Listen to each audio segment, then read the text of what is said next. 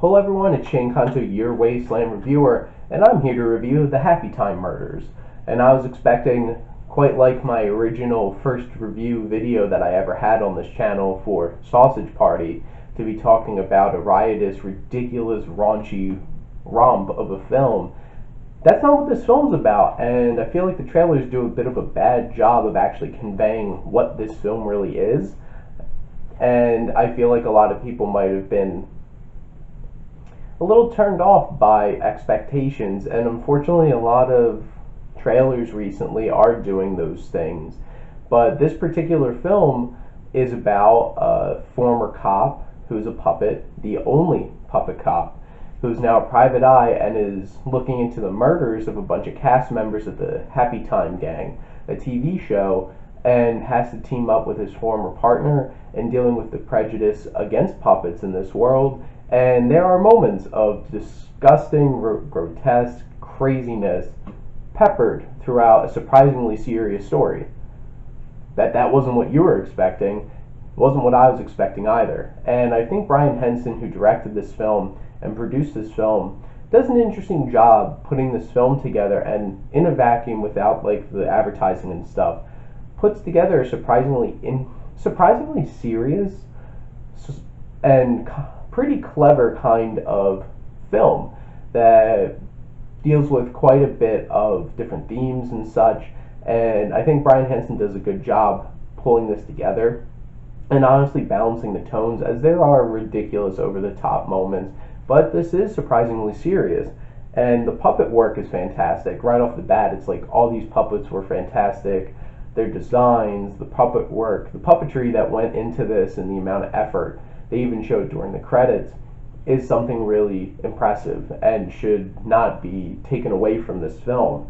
And I was interested that this had a noir kind of story and dealing with a buddy cop situation, and I guess I wasn't necessarily expecting that so much, because like the trailer focused so much on, oh my god, it's a dirty puppet movie, that I honestly, like, they did have story points in the trailers, but it kind of like got overshadowed by them trying to set that tone. And I was interested, and it can be funny at moments. I'm going to go into a quick negative real quick, is that some of it's just really lowbrow humor and kind of low-hanging fruit, and them just doing shocking things for the sake of shocks. But there was some dialogue that I thought was clever and funny amongst all of the ridiculousness. And Bill Beretta, who plays our main character, Phil Phillips, I thought he did an amazing job. I thought he's a really interesting character, and I would want to see him in other films if they did more films like this.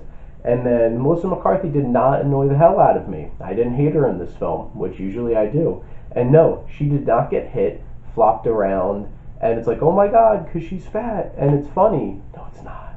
And it's mean, honestly. Like, oh my god, she's a fat comedian woman, let's roll her around, and because fat people getting knocked all about is funny. No, it's not. It's mean. Stop doing it. I'm glad they didn't do it in this film. And this film was surprisingly serious. It had a serious story. It's just, I feel like if this film was made, I guess the whole point is that they're puppets, and that's kind of the shock value, but like if this was made just with live action people throughout, and dealing with the, like, honestly, racial implications that this film tries to portray, it really wouldn't be a comedy. I guess it could be more of like a Shane Black kind of like The Nice Guys kind of thing, but like most of the comedy, I guess, is the shock value is they're puppets. They do some weird stuff. There's one particular scene that's really weird, but like a PI and one of his clients having sex in his office wouldn't necessarily be for laughs, except these are puppets. And then it's silly string. Yeah. Which gave that away in the trailer. But I enjoyed the music choices. I thought they were inspired, at least, with the popular music that they put in the film. And Maya Rudolph did a nice job in a supporting role. I thought she was nice and sweet and charming in this film. I think the thing that this film does best is incorporating a lot of racially related lines of dialogue and themes and stuff like that, where it's like people are like oh, you're a puppet, you like to sing and dance. It's just like, oh, that's a loaded comment right there. And like one of the characters bleaching his cotton to make him look white instead of bright blue, and getting a human nose job and stuff like that to make his nose look more human instead of like the big schnozzes that a lot of the Muppets have. It's just, it was, they dealt with a lot of interesting things and implicated with a lot of things, and I felt like that should be highlighted in this film. But the cinematography by Mitchell Anderson is really drab. It's just, it looks like this could have been made for TV basically, and that was really disappointing for me. And the score by Chris Lernertz, I'm not gonna say it's bad, but I don't really remember it, which isn't good. Especially because a lot of the Henson films with the Muppets and stuff like that have very memorable music. This film did not, and that was disappointing. And a lot of it I felt like was shock for the sake of shock. It's like, oh my god, they're puppets! This is really weird! There was one particular thing that was really shocking, whether it would have been human, like live action or not, but a lot of the stuff is just like, this is kind of just there for the sake of being there. And they wasted quite a few supporting characters and actors. It's just like they're just kind of there and didn't have much to do.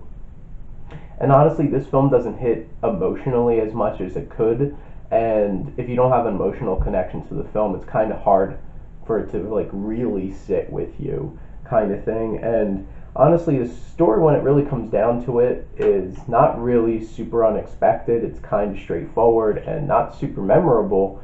Overall, I thought this was an interesting time. It had a lot of potential and didn't fulfill a lot of its potential. I would suggest, if you want to go check this out just for curiosity's sake, go check it out when it's cheaper. I have AMC A-List, so I didn't pay for my ticket. But you can go during the day or on a Tuesday at AMC where it's like $5. I would suggest doing that. Don't spend $12 on this. It's not really worth it. Or even just, honestly, it's not really a cinematic experience either, as I mentioned with the cinematography, so you can honestly just wait till it comes out on streaming or something. But I think it's worth checking out if you're intrigued. It's an intriguing idea and thing, and I think worth experiencing. Otherwise, thank you as always for checking out your Wasteland Reviewer.